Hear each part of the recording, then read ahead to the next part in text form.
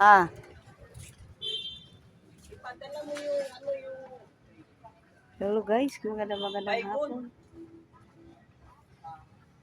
Wait, magandang hapon sa ating lahat. Kinas. Papakita ko lang sa inyo guys yung truck na dala ng asawa ko. Ang biyahe nito Cebu, Tacloban at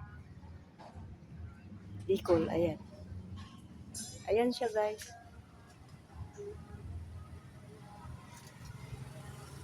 Ayan.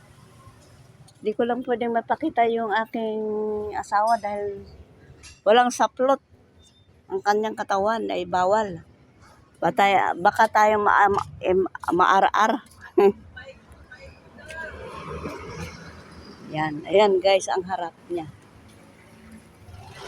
Ayan ang harap niya guys.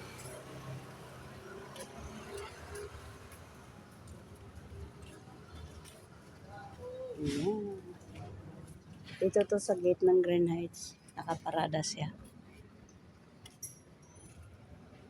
Sige guys. Salamat sa inyong pagsama kay Mador. Magandang gabi. Hapon sa akin. Bye-bye.